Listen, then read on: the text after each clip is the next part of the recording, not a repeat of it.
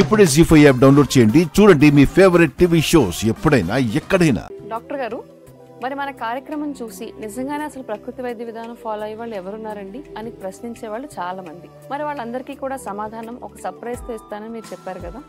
ఇవన్నీ ఫాలో అయితే 100 ఏళ్ళు కాకపోతే 120 ఏళ్ళు బ్రతుకుతామేంటి? ఈ రోజుల్లో 60-50 దాటమే కష్టంగా అయిపోయింది.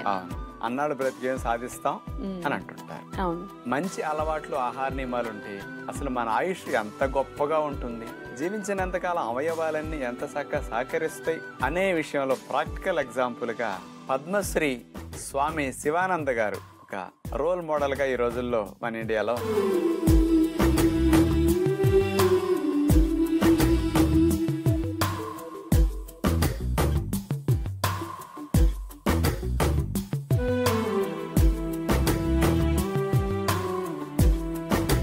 ఎవరు డాక్టర్ గారినా? కాశీలో ఉంటారమ్మా. ఆయన పుట్టిన డేట్ వింటే ఇప్పుడు మీరు ఆశ్చర్యపోతారు. ఆగస్టు 8వ తేదీ. మామూలుగా అయితే 1900 అని అనుకుంటారు ఎవరైనా. 1896వ సంవత్సరంలో పుట్టారు. 1896లో పుట్టి ఇప్పటికి హాయిగా జీవిస్తూ. మరి ఇప్పుడు ఆయన వయసు ఎంతో తెలుసండి? 128 సంవత్సరాలు. ఆయన ఫిజికల్ ఫిట్నెస్ ఏంటి అంటానికి ఒక ఎగ్జాంపుల్ చెప్తా.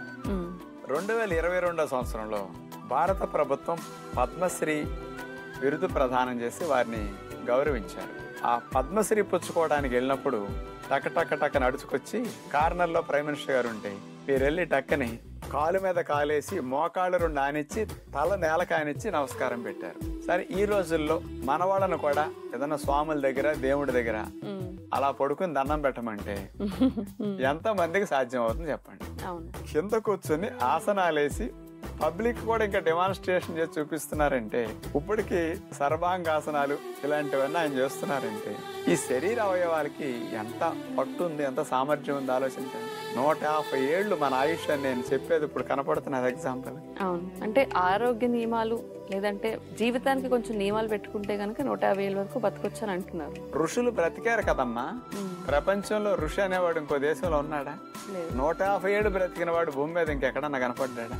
మన ఇండియాలో ఎన్ని వేల మంది ఇండియా బంగ్లాదేశ్ కలిసి ఉన్నప్పుడు బంగ్లాదేశ్ లో పుట్టిన వ్యక్తి కాశీ వచ్చి 50 ఏళ్ళ నుంచి సెటిల్ అయ్యి అక్కడ సర్వీసెస్ అందిస్తున్నారు. మరి డాక్టర్ గారు, ఎవరు చెప్తే వినడమే, వాళ్ళు పళ్ళు తినేవారు, ఏం దొరికితే తినేవారు, ఇలాంటివి. ఈయన దినచర్య అనేది ఎలా ఉంటుంది? ఈయన ఆహార నియమాలు ఎలా ఉంటాయండి? నేను చెప్పేవన్నీ ఆయన టైం టేబుల్లో కనపడతాయి. ఆయన ఆచరించినవన్నీ మన టైం టేబుల్లో మనం చెప్పుకుంటున్నాం అనుకోవచ్చు. 2 రకాలుగా ఆలోచిస్తే, రోజుకు 2 సార్లు తింటారు, ఉప్పు నూనెలు తినరు, స్వీట్లు హాట్లు అస్సలు ముట్టుకోరు, పప్పు, ఉడకేసిన ముక్కలు ఇలాంటివి తింటారు, ధ్యానం చేస్తారు, భజన చేస్తారు, యోగా తప్పనిసరిగా అంటున్నారు సేపు చేస్తారు, రోజుకి 3 లీటర్లు తగ్గకుండా నీళ్లు తాగుతారు, కిందే పడుకుంటారు, చాప మీదే. ఈ రోజు కూడా తల కింద పెట్టుకుని ఒక చెక్క ముక్కట పెట్టుకుంటారు తల కింద. ఎర్లీగా 8 పడుకోవటం. ముఖ్యంగా కోరికలు లేకుండా, రకరకాలుగా మనసు అటు ఇటు పరిగెత్తకుండా వాటిని నిగ్రహించుకోవటం వల్ల ఆయన ఉండగలుగుతారు. జీ5 యాప్ డౌన్లోడ్ చేసి అన్ని ఎపిసోడ్స్ పూర్తి ఉచితంగా చూడండి.